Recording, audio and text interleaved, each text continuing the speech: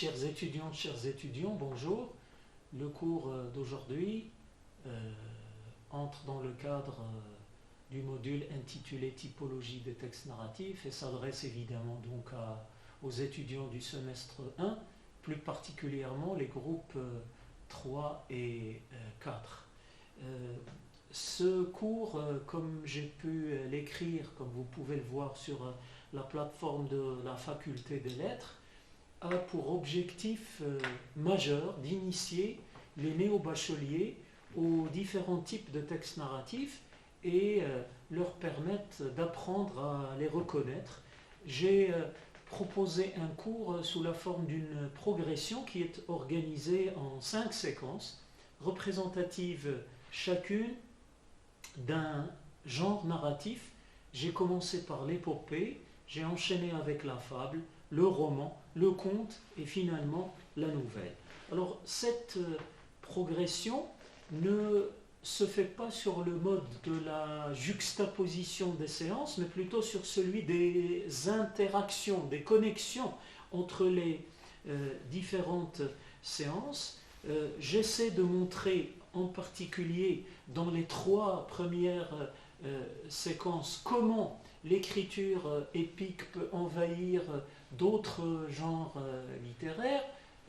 J'ai essayé de le montrer en travaillant sur une fable de La Fontaine, Les Deux Coqs, et puis sur un extrait d'un roman très célèbre de Zola, Germinal. Ensuite, les 2 dernières séquences, elles, tournent autour de 2 types de récits courts qui sont donc analysés l'un par rapport à l'autre, comme vous pouvez le lire sur la grille que j'ai mise à votre disposition sur la plateforme. Je veux parler ici du conte et de la nouvelle. Et donc je vous propose une analyse plus ou moins détaillée d'un conte intitulé Le Petit Chaperon Rouge. Et je vous propose aujourd'hui, dans la continuité, l'analyse d'une nouvelle, d'un nouvelliste extrêmement doué, un nouvelliste marocain. Il s'agit de Fouad El-Aoui. Cette nouvelle s'intitule Une botte de menthe, que je vous demanderai donc de lire et de relire pour que vous puissiez effectivement tirer parti de la séance que je vous propose aujourd'hui. Alors laissez-moi dans un petit moment vous lire ce récit, étant donné que c'est un récit court, donc il ne va pas nous prendre énormément de temps. De cette façon, les analyses de détails que je vous proposerai dans un petit moment auront du sens. Je lis le texte. Une botte de menthe. Oisif, autour d'une tasse de café odorant, dans ce parc ensoleillé au centre de Casablanca par cette belle journée de printemps, nous évoquâmes la mort de nos pères. Et si je dis la mort, je mens encore, je m'avance imprudent. Disparition ne vaut pas mort, même si c'est pire. Du mien les pas s'en allèrent un jour, le petit garçon en fut témoin, je le racontai, mais comme Monceau hochèrent la tête, on se comprend, l'époque ouvrir. De telles choses eurent lieu, et d'autres encore, et des infamies. Ce fut le tour de Mouha. Il sirota, se gratta le pariétal, entreprit de narrer. My father, dit-il, et l'usage insolite de l'anglais désamorça le sanglot. My father sortit acheter une botte de menthe. À qui la faute? D'ordinaire, il eût dit, toi, désignant my mother, qui était à peu près responsable de tout. Je ne vous scelle pas les défauts du géniteur. Cela vous épargnera peut-être le surcroît d'empathie. Restez bien dans votre pellicule. Bref, à qui la faute? À ma mère, qui réclama la botte, qui oublia d'en acheter la veille? À nous tous? Aux habitudes alimentaires? Aux Chinois? Maudite manie sautée. Père en paya le prix. Mais j'anticipe. Bref, va-t-on acheter l'herbe magique? L'eau bout sur le brasero, le sucre attend sa dissolution, manque la menthe. Continue. Donc, sur le pas de la porte, l'homme se retourne machinal, son regard croise le mien et notait ceci. Je ne le revis plus, ce regard, enfin pas avant 6 ans. Peste, record mondial de lenteur, planta lui-même la menthe et attendit, Mais non, si l'on reconstitue les faits, et il faut d'abord débroussailler dans les rapports contradictoires de la police, il atteignit tout de même le bout de la rue, tourna à Senestre et entra dans les mondes parallèles, puisque sa trace se perdit là. Fracture de l'espace-temps, semble-t-il? La police en vient enquêter le lendemain. Louche, ce type qui se volatilise, n'a peut-être pas payé ses impôts, trafic des trucs, tout cela n'est pas très musulman. Les salauds, les hypocrites, oh là, on se calme. D'ailleurs, tu es injuste. Les enquêteurs ne sont pas les enleveurs. On dit bêtement la police. Mais quelle? Et on a des plusieurs. Ainsi, je te prends l'inspecteur Houari. Garde-le. Ce type est brave. Comme on dit con, la main sur les entrailles, rend service autant qu'il peut, n'a seulement jamais égorgé un chat. Maintenant, je considère l'Hnish, réputé fonctionnaire à la mairie, flic en fait, de la pire espèce. La secrète, la grise, l'élusive, le monde est ainsi fait. L'un enlève, l'autre enquête. Leurs chemins se croisent-ils? Seulement en direction de la mosquée. À part ça, leur vie plus parallèle n'y a pas. C'est tout de même un monde. Toi, tu défends la police? Je ne défends rien. J'explique. Donc, la police vient enquêter sur ce bougre qui a disparu sans prévenir. Elle rédige un rapport et s'en va. J'ai 12 ans. Je me retrouve chef de famille. Adieu le collège, les études. Je voulais être médecin. Me voilà à faire 1000 jobs pour faire bouillir l'agda. Bref, les années passent. J'ai les mains calleuses et la voix rêche. Le jour même de mes 18 ans, nous sommes en train de finir un couscous lorsque tout à coup, crissement de frein devant la porte, des portières claquent, quelques jurons étouffés, nous sortons voir de quoi ils retournent. Nous avons à peine le temps d'apercevoir la Jeep qui disparaît au coin de la rue. Debout dans le caniveau, un peu voûté, un homme vêtu d'une espèce de combinaison bleue nous regarde hébété. The father, rien de moins. 6 ans après, et alors? Alors cet homme se retourne lentement et s'en va. Quoi? Mais pas pour longtemps. 5 minutes après, il revient avec une botte de menthe à la main. On se demande comment il l'a payé. À crédit sans doute. Il entre, nous sommes figés, pose la menthe sur la table, s'assoit à sa place, qui est d'ailleurs devenue la mienne, et réclame son thé. La mère qui a déclaré forfait dès sa naissance, qui a pour toujours renoncé à comprendre quoi que ce soit au monde, met l'eau à bouillir et prépare le breuvage. Nous avons bu le thé et jamais parlé de ces 6 ans. Parenthèse quoi, mais la vie elle-même, hein. Fin de ce texte. Donc, pour analyser cette nouvelle tirée du recueil de nouvelles de Fouad El-Aroui, publié en 2001 chez Julliard et intitulé Le Maboul, je vais, conformément à la démarche générale qui a été celle que j'ai observée dans tout le cours, je vais tenter de relever les signes qui vont vous permettre de reconnaître une nouvelle. Alors, ce que je remarque, chers étudiants, ce que je remarque d'emblée, c'est que le récit que je viens de lire a un point commun avec le récit du petit chaperon rouge, c'est que c'est un récit court. Effectivement, le caractère court est un point commun entre le conte et la nouvelle.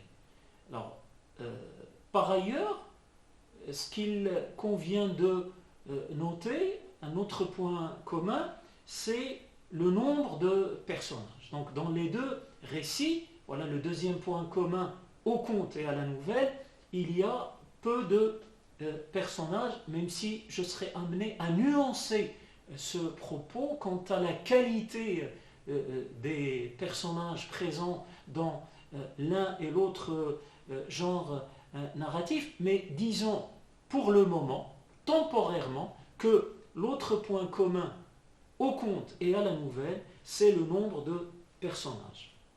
Mais, contrairement au conte, par exemple le conte que nous avons analysé, le petit chaperon rouge, et qui commence donc par la formule canonique « il était une fois », ce que nous observons dans une botte de menthe, c'est que l'ancrage spatio-temporel et réaliste, n'est-ce pas?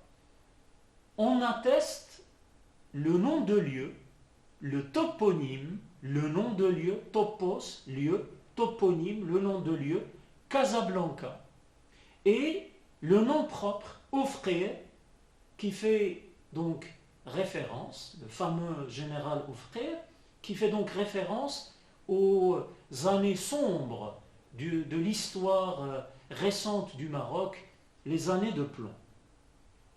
Troisième point que je voudrais aborder donc, qui va constituer le deuxième critère spécifique à la nouvelle à proprement parler, c'est que une nouvelle, de manière générale, on va voir dans quelle mesure ce critère permet, oui ou non, de rendre compte d'une bande de menthe, eh bien une nouvelle se définit au niveau de l'intrigue par la mise en scène d'un événement, un événement central qui cristallise toutes les forces motrices du récit et par la même occasion toutes les passions.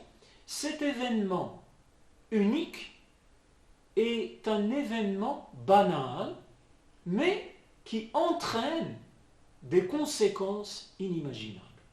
Et on voit bien d'emblée qu'une botte de menthe est la parfaite illustration de ce critère. En effet, comme je viens de le lire, comme vous avez pu le constater en lisant vous-même la nouvelle, le récit relate la sortie, somme toute banale, d'un père de famille parti acheter une botte de menthe, geste que nous faisons de manière tout à fait ordinaire chaque jour, mais qui a été enlevé par la police secrète pour ne réapparaître, comme nous le dit le texte, que 6 ans plus tard. Donc cette nouvelle est véritablement l'illustration parfaite du fondement même de toute nouvelle, à savoir la mise en scène d'un événement anodin, un événement d'une banalité affligeante, comme acheter une botte de menthe, mais qui va entraîner dans son sillage des conséquences terribles. Alors l'autre aspect qui caractérise la nouvelle par rapport au conte, c'est ce qu'on appelle ordinairement la chute. Alors qu'est-ce que c'est la chute? La chute, c'est un dénouement inattendu. Et de fait, là aussi, on ne peut qu'apprécier la qualité du travail du nouvelliste, de Fouad El-Aoui. Parce que le retour du père n'est pas le véritable dénouement d'une botte de menthe. Dès lors que ce retour est annoncé dès le début de la nouvelle.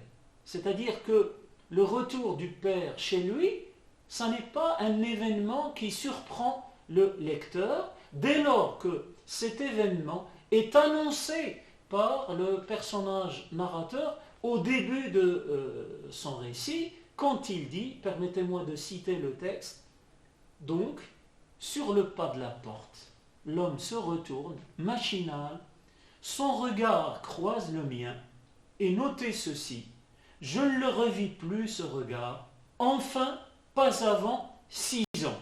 Donc on voit bien que le dénouement, le retour du père, ça n'est pas la chute, puisque c'est un dénouement attendu. Le lecteur sait dès le départ que le père reviendra chez lui au bout de 6 années de disparition. Le dénouement inattendu, lui, réside dans l'achat de la botte de menthe, qui est donc une action totalement surprenante, totalement inattendue, puisque donc, après 6 longues années de disparition, le père revient, entreprend d'acheter une botte de menthe, comme si de rien n'était. Et c'est précisément par cet aspect que la nouvelle est intéressante. C'est-à-dire que le personnage du père est doté d'une psychologie complexe. Qu'est-ce à dire? Et c'est là la grande particularité de la nouvelle par rapport au conte. C'est-à-dire que si dans le conte, les personnages peuvent être grossièrement, schématiquement, sommairement classés en 2 catégories, les bons et les méchants, avec donc une psychologie élémentaire, ce qu'on pourrait appeler des personnages typés, eh bien, dans la nouvelle, la psychologie des personnages est moins typée, plus complexe, c'est-à-dire que les personnages sont dotés d'une épaisseur psychologique.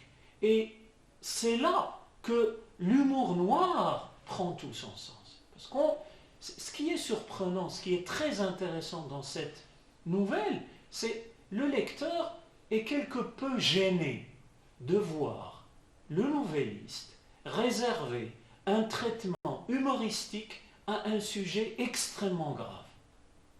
La disparition des citoyens marocains pendant les années de plomb. Donc, ce qu'on appelle l'humour noir. Ça, c'est une nouvelle qui est imprégnée d'un humour noir gênant. C'est-à-dire que Fouad El-Alaoui réserve un traitement amusé, un traitement quelque peu détaché à une réalité historique extrêmement grave. Et donc, on est en droit de se poser la question du pourquoi de ce parti pris esthétique. Et en effet, le lecteur est curieux de savoir pourquoi le personnage narrateur, qui est le fils de la victime, refuse de susciter justement l'empathie du lecteur pour un père tout de même victime d'une injustice.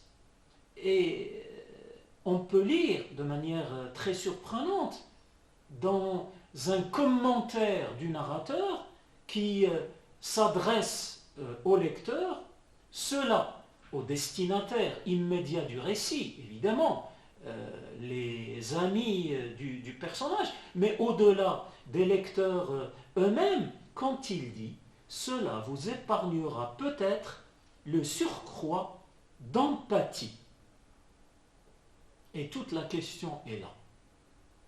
Pourquoi dans ce récit, Fouad El-Alaoui refuse le fait que le lecteur puisse être tenté de s'identifier à une victime, à la victime d'un système politique inique. Et donc il faudrait qu'on tente de répondre à cette question.